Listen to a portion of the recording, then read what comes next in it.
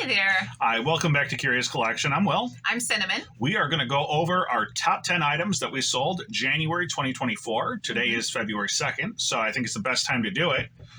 You want to start with the first item, the most expensive thing that we sold for the month of January. So we got, it's a Wilford Henry Navajo belt buckle. It's got Sonoran gold in the turquoise, which made it just absolutely stunning.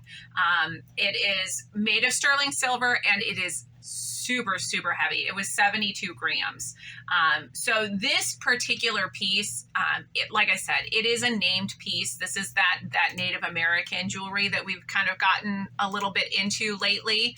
And it really is an absolutely stunning piece. We got positive feedback from the buyer. They were super pleased with the piece of turquoise that is the centerpiece of this belt buckle, because it is such a unique piece of turquoise, and then also to have the name, and then also to just have such a stunning piece of, it's like sand cast silver. It's just absolutely stunning. Right. So something on that is 72 grams. So right now, silver just by itself is $22 an ounce. So you figure that, $45 approximately, or maybe even more is going to be just the value in that silver. So we had a pretty decent price point on that though at we $435. did. So yeah, they paid $435 with taxes and everything, but the net that we got from that piece, after eBay fees and all of that, the net sales that eBay is saying was $307, but we paid $200 for the piece. So in reality, we got $100 profit on that piece, which I am in no way, shape, or form complaining about at all. It really was an awesome piece to be able to add to the store. And again, we talk about having those exceptional items, and this was certainly one of them, which is why it was our number one seller for the month of January. But of that, like again, we got $100 profit on that. Right, and we talk about this all the time on the channel. Approximately 25% of the total sale price is what we expect to make. So, the $400 sounds amazing, but when you actually start looking at it and go, oh, well, the guy that sold the VCR combo for $200, he might have made more money at, $150 than we made on a $400 item. So it really can be deceiving when you see those numbers. Right, so, which is why we want to break it down for you so that we can tell you, no, in real life, this is what we got for these items. Right. So the next item up is a Steamboat Willie. He's a 24-inch limited edition. If you watched our older video, we actually featured him as one of those exceptional pieces that we got in. But he had a broken nose, and he did come with the original box, which was great for the fact that we could then ship him back out in the original box, in the original foam. Yeah. And the person that had him before did do a repair on the nose. So it was observable, but it wasn't the end of the world. Our buy-in price on him was about $125. He sold for $356 after taxes. After all taxes, selling fees came out, the net sale was $237. So we made about $112 on Steamboat Willie. Next up. So the next item that we have is another piece of jewelry. This was a 14 karat gold blue topaz with a diamond halo. I threw in that engagement ring because right now, having diamond alternatives are super hot for engagement rings. Our daughter has an engagement ring with a moonstone in it instead of a diamond. So when you have those awesome cocktail rings, it might be worthwhile to put engagement ring, because like I said, the kids these days, they're getting engagement rings that are diamond alternatives. So throw in that. Diamonds are so expensive, and they are. You end up getting a speck of a ring for the same price that you could really get something extraordinary. And actually, you recently have stopped wearing your engagement ring and have started wearing something else. I switched out my diamond engagement ring. And now I have, you're not going to see it. So this is a Mystic Topaz, and it is absolutely awesome. It's got a titanium coating on it.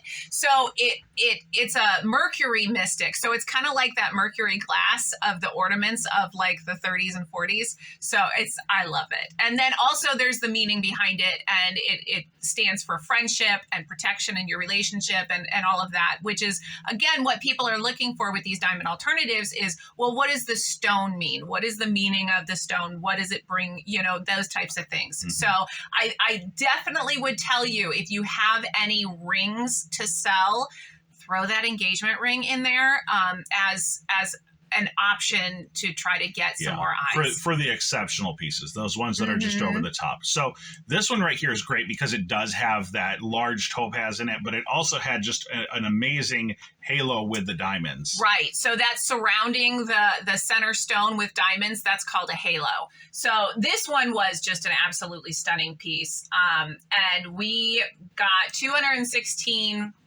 for the gross, but then the net was about 150, and we paid about $100 for the ring itself. So again, it was a $50 profit for us. Right. We were totally expecting that to go, you know, at least it should have been over $400. It was an amazing piece, but it is so hard for the fine jewelry right now. It really, really is. Be aware. You're going to have to sit on it. Yeah. So the next thing we've got, we actually sell these airplane photos. They're all individual photos. We don't make copies. We don't do digital prints or anything like that.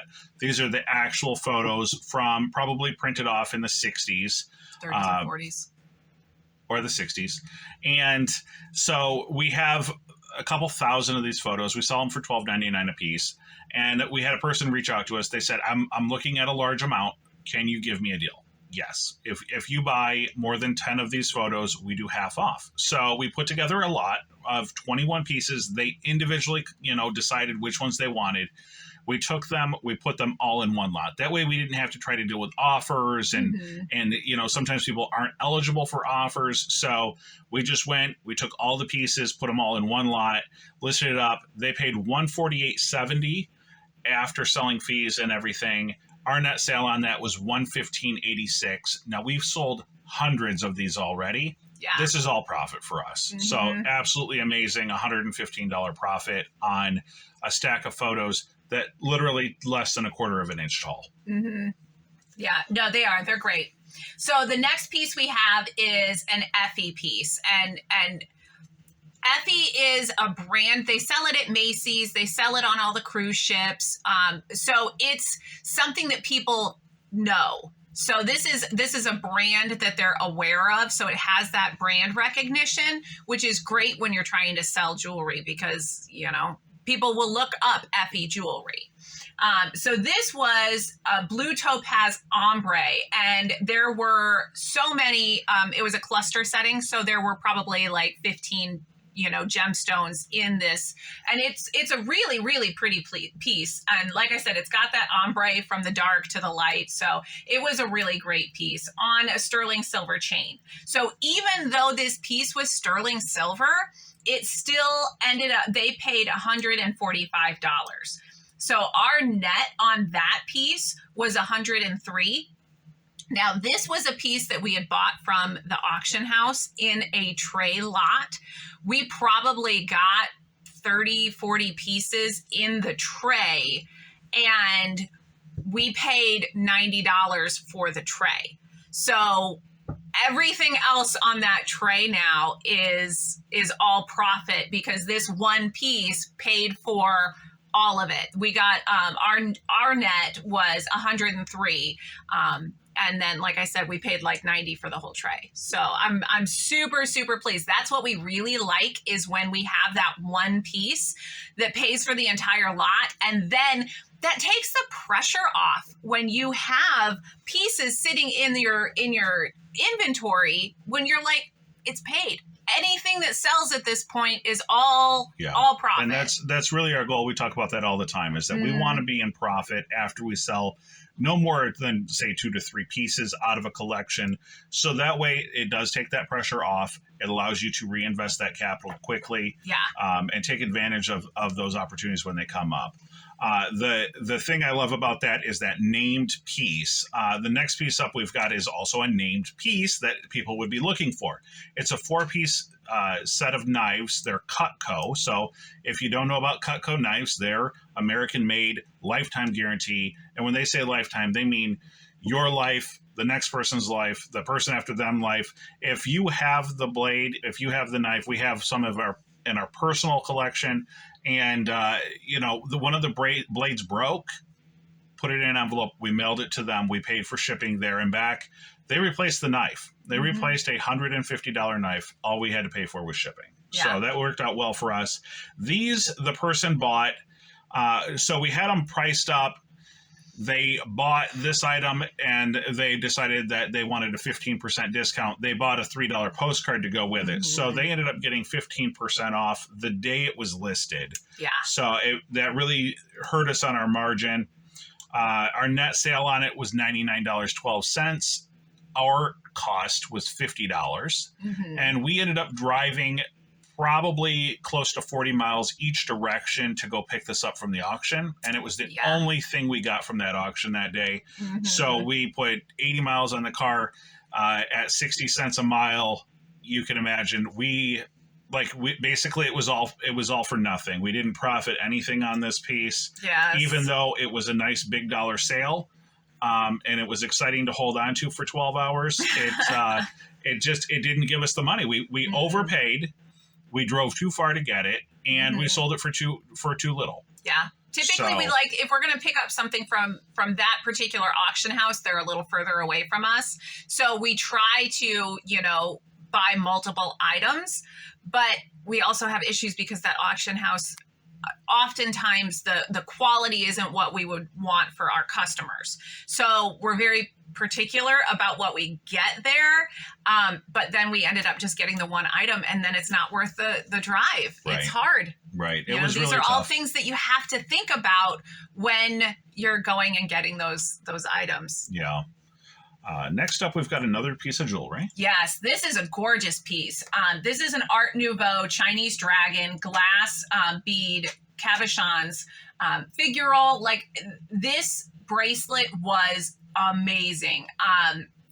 Super unique. I could not find a single one. This is the true Art Nouveau. So this was 20s, 30s era. And it was set in brass. And so this buyer really wanted the piece, but they really wanted to be a pain in the butt too. So there was a lot of back and forth, and he's like, all right, just block them. This is not good, because obviously you know how it goes sometimes when you have those Karens that are like, too many questions equals a lot of problems. Yeah. It almost always for us results in either a refund of the item where they end up shipping it back, or negative feedback. So it is certainly worth cautioning the people that ask a lot of questions. Yes. But, she needed lots of extra measurements. She wanted to know if this would fit, her arm, which again, I get that you want to make sure that the piece, because it is, we ended up going back and forth. We took a price cut for her, and I'm glad that it sold, and it did end up selling for $123 is what she paid.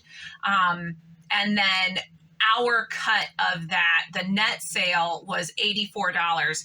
This was another piece that I bought in a lot. And I spent $200 on the entire lot. This was at a flea market. I got a lot of great pieces at that buy. So again, this is something that has already been paid for. And so now this genuinely is all profit for us, because we had already sold enough items from that lot to make up the price. And so that one is all profit. So I was very pleased that, and then she ended up liking it. She left positive feedback. So we were good on that one. Right. Next thing we've got is a lot of 17 airplane photos. Same type of situation. It was actually within 24 hours of the last airplane lot that we talked about. Person reached out. They had a list that they wanted. We told them the same thing. Buy more than 10. We'll give you the free shipping, and you you can get half off. So $118 for 17 photos. Our net after selling costs, shipping fees, all that, $89.67. Like I said, all profit at this point for us. So again, another great sale. Where again, it really pays to buy items, not by the piece for us, but by the collection. Yeah. So this next one is absolutely stunning. I was so pleased to pick this one up. It's an Art Deco 830 silver antique dendritic moss agate. It's an Art Deco ring from the 1920s. But the thing, like, not only is the ring itself absolutely awesome, but it's in the original box. So this box is from the jeweler in Germany in the 1920s. And like, that's just super cool. And it's a paper box. So like the fact that it has survived over 100 years is just amazing. This one we got, she wanted to get a multi-quantity, so she asked to get the price reduced, and then she ended up buying 2 separate pieces so that she could get that quantity reduction as well. She ended up spending $115 on the piece, and then our net was $90. Now this one we bought for $30. So again, when you look at those margins, we're getting 25% of what we think that we can sell it for realistically. I listed it for the $125 and we bought it for $30. So again, that's the margins that we're working on, and that seems to be working for us. Right. All right, you've got another native piece here. Yeah, the 10th thing that we did for our month is another Native American piece. This is a Navajo cuff bracelet. It's got the turquoise and the coral. This one I had marked for just over, it was $100 because it wasn't signed, so it didn't have the maker's mark on it. And that can really bring down the value if it's not signed. It also wasn't signed 925. Like, it had no markings on it whatsoever. I obviously tested the silver, and then I tested the stones with my Presidium. I have some silver testing acids. So I did test in order to make sure that, it was what it was, so that I could realistically say that this is what it was. The cuff bracelets can go well into the hundreds. But again, like I said, it wasn't signed. It wasn't, so that's why I had to price it down. But it sold pretty darn fast, like just within a day or two. It really is a great piece because of those large stones in it. The large stones make and the coral just make an incredible presence. And so, as soon as I saw it, wow, that really is something. Yeah. So. And again, we got positive feedback on this one as well. She was very, very pleased with the piece. So this is, she paid $105.99, and then our net was $83. Again, this is a piece that I bought with an entire lot at the flea market. We paid $250. Again, I probably got 50 pieces on that buy. And this one right here was probably one of the first pieces that I sold. But I mean, that's already almost half of the entire buy. Right. So I'm very, very pleased with that. I don't think you had more than $10 per piece. Yeah, no. So I think that we could honestly say that you made about $70 on that sale. Yeah, no, that was a good buy. And I was real pleased to see it go so soon. So we wanted to share some of these exceptional items with you guys. We also wanted to talk about the actual margins associated with these items, because it really is different depending on the types of items that you're selling. Yeah. I know that there's a lot of resellers out there that they're not telling you what their margins look like. They're just telling you that big dollar item and how much how much it sold for. These are impressive numbers that we could sell a figurine for $300 or a belt buckle for $400. But when you start drilling down and actually look at the amount of money that's going into these pieces, you recognize that, sometimes it's better, the knives as an example. I made more money off the photographs. I make more money off a postcard that I've already owned than, driving across the state to pick something up like that. So we do want to do a month end numbers. We're just going to talk numbers on Monday, and we're going to drill down. We're going to give you the gross. We're going to look at, what our shipping fees were and what our reinvestment was. Just really drill down, and you can actually see from a business perspective, what does an eBay business actually look like? And we plan to do this every month. So we'll do a top 10 sales every month, and we're going to do our monthly profit P&L sheet, basically. There was one more thing that I want to add to this top 10. There was one other item. He had some fouled anchor naval dishes that sold an entire set, and it sold for like $103 or something. But that was it for the items that sold over $100 in our store. We sold 478 items in the last 31 days, and 11 of them were over $100. Total sale. So like most of the things that make up our numbers are going to be less than $100 total. So that's why it's so important that you understand the real numbers that go into these sales and this whole entire business, because it can look very, great from the outside when you're like, oh, I got all of these $100 items. I sold a $400 belt buckle. Like, that's awesome. And I am super excited that we did that. But that's not the daily grind. It's not representative of our daily business. No. And honestly, if you just looked at our top 10, that's one item every 3 days. So, those items are really few and far between. Yeah. So that's what we just want to make sure that you understand the real numbers behind, but these are fun items. They're super cool. So they are. And that's really what we're always looking for, is those standout items that can draw people into our store. Again, our average sale in our store, $21. So we look for those exceptional pieces to draw people in. When you get people in there, they get excited about that type of thing, and they know that they're going to find some gems in there too. So that's what we've got today. Please like and subscribe. We're at right at 900 subscribers, which is awesome. Our goal for the whole year is 1,000. So if we could just pick up another 100, we'll be there. All right. Thank you guys so much. Like, subscribe, comment down below. What were your top sellers for the month of January? Brag down below. All right. Thanks so much, guys. Good luck out there.